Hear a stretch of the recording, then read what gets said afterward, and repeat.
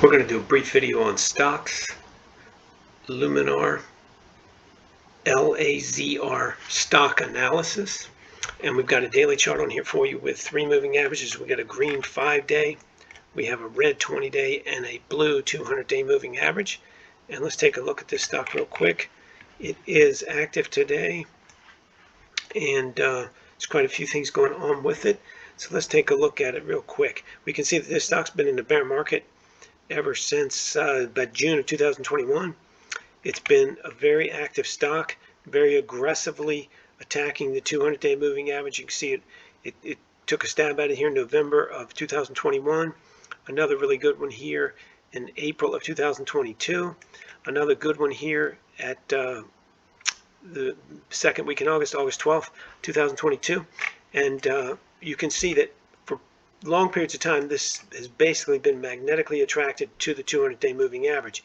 And that's exactly what's happened here again. Now, there's maybe fundamental issues going on with this stock. I don't pay attention to the fundamentals when I'm doing these analyses. But so if someone's buying this stock or any kind of fundamental analysis, I don't know anything about that. But we're looking at the chart just from a technical perspective to see what's going on with the price. And we can see that it looks like this stock has bottomed down here in early July to mid-July. It looked like it put some bottoms in here around in the $5.50 level. Excuse me. And it's rallied up here again, as we said earlier, hard. By August 12th, it got to $11, but it sold off. So we have had decent respect for the 20-day moving average, as you can see throughout the decline. Not great, but okay respect for it. And we had some good respect, not great, for the rally. The rally got away from the 20-day, as you can see, and it collapsed back to it and then went through it. So these are all indicative of a stock that is basically in a bear market, but reached a turning point in July, and they're desperately trying to get this stock up and back out of the bear market. And as you can imagine, coming down from the highs that it came down, you can't blame them. So people are trying to pick a bottom in this stock, trying to see if they can't get this stock back into bear market phase and make some serious money on it, because buying down here at the $5-6 range, you could easily chip shot it up to 12, and that's exactly what they did. They got it up here to 11. So my analysis on this stock right now is a little tricky because the stock trades tricky. If you can pay attention to the way this stock trades, it trades like a penny stock. I mean, it's technically not a penny stock, but it trades like a penny stock. We have some very, very sharp rallies and sharp declines, sharp rallies, sharp declines, not indicative of a stock that is trading like a, let's just say, a quote normal stock. But it does follow predictable, or at least I should say what I think are predictable patterns in terms of its technical movement. So I think that this stock will probably rally up here and attack the 200-day moving average again. Now, because time has moved forward, that attack may happen lower than its August 12th high.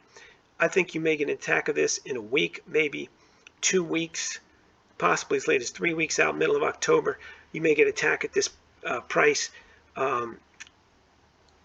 below 11. I don't necessarily see you getting above 11, but it's hard to, it's hard to get a great grasp at it.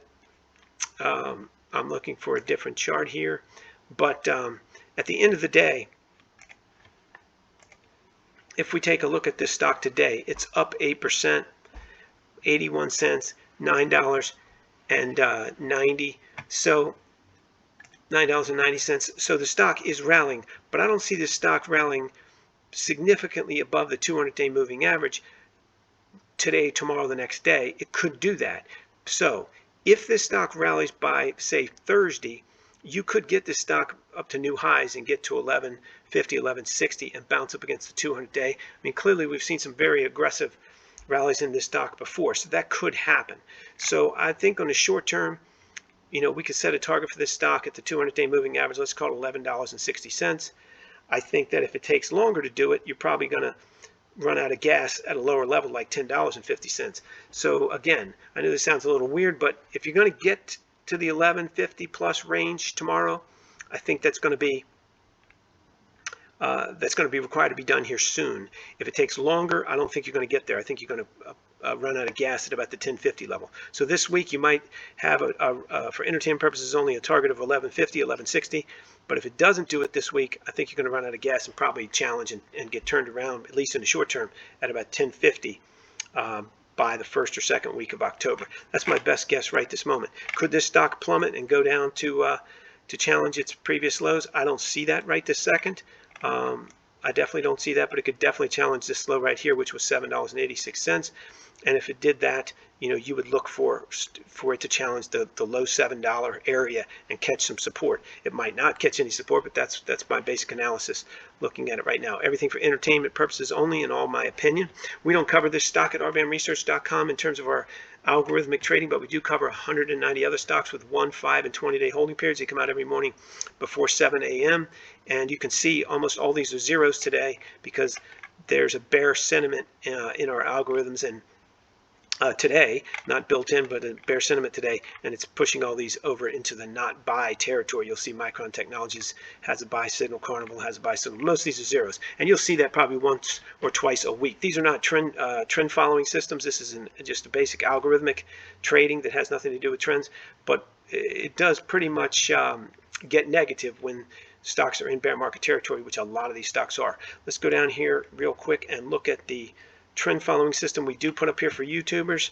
These are not out on our regular website, but we put them up for YouTubers. And Monday through Friday we have them out. Sometimes we show them, sometimes we don't. They're proprietary, but you can see it's got short signals for almost everything except for NIO and the airlines today. Everything else is showing short, including the SP 500, E-mini futures, Apple, Tesla, and Ford. Ford's down today. Some of these are up a little bit today, but generally there's a negative sentiment across the board. So that's what we've got for you. If you'd like to get these, absolutely no cost, no credit card required. You can get them all at rbamresearch.com. They're available by 7 a.m. Monday through Friday at rbamresearch.com. There's a link in the description below, and that's for 190 stocks for the major forex pairs, BTC crypto, the most liquid futures contracts, and they're absolutely free, no credit card required. If you like this video, please click the like button. If you want to subscribe, please do that. If you want to leave us a comment on moving averages and what you think about moving averages, please do that in the comment section below. We'd love to hear from you. And keep in mind, everything you've seen and heard on here is for entertainment purposes only. You can't use our information, including our entry prices or commentary, for anything other than entertainment. You should do your own analysis, and you definitely trade at your own risk.